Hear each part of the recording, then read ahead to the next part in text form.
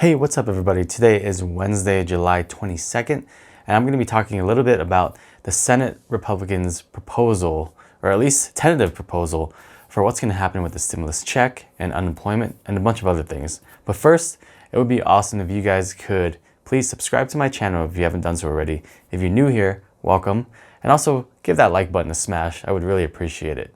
All right, so first thing we're going to talk about are payroll tax cuts, and this is all part of the tentative second stimulus package that the Senate is proposing. So the payroll tax cuts that they're proposing is for businesses. It's to incentivize businesses to hire people back for work, okay? But there's some weird stipulations here because some of the senators have mentioned that these payroll tax cuts might actually be more of a deferral rather than a cut, meaning that businesses may have to just pay back the money later, rather than being completely cut, okay? Now, that's not really a tax cut. A deferment can help, but then, if it depends on how that's structured, because if it's structured where you have to pay it back all at once in like a year, then that can be kind of rough for a business, or even 2 years, okay? So that's why they're proposing payroll tax cut, maybe a tax deferment instead. It's supposed to help incentivize businesses to hire their employees back. And also there's supposed to be a payroll tax incentive to help pay for like protective equipment, but we'll see what goes on with that, all right? The next thing they talked about is unemployment insurance. Now, right now, the FPUC program gives unemployed people an additional $600 per week, which is pretty significant. And that is set to expire at the end of this week, as I mentioned in one of my previous videos. And there was a lot of concern and worry and curiosity as to whether or not Congress will extend this program or at least re-implement it in some fashion.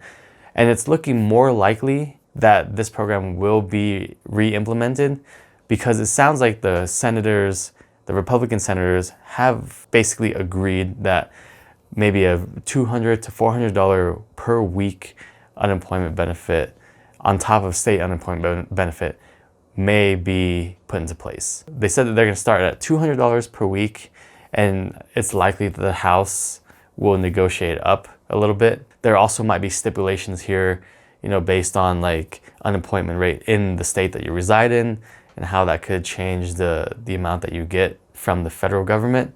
We'll see. But it's looking more likely that there will be some form of FPUC type program being re-implemented to supplement the state unemployment program. Okay, so that's good news. I'll be honest, it's hearsay right now, but it's just looking more likely that this will be re-implemented since the Senate Republicans have been the ones that have been kind of against this program. Now for the stimulus check. It's looking more and more likely every time I make a video about this that the $1,200 stimulus check will be the amount. It's a one-time $1,200 stimulus check, okay?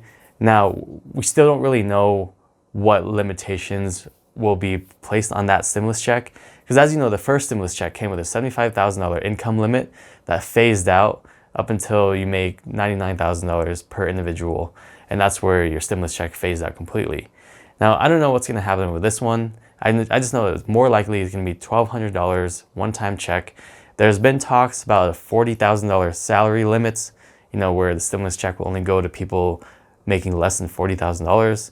That's kind of unfortunate because that will exclude millions of people that originally got the first stimulus check from this stimulus check. So we'll see what goes on there. I'll definitely keep you updated on that. But for now, I've just gotten more confirmation that $1,200 is the magic number here. Now, some other things that the Senate Republicans will be proposing in this bill is liability protection for businesses regarding COVID cases. What they want to do is give businesses like a 5-year liability shield from COVID-related lawsuits.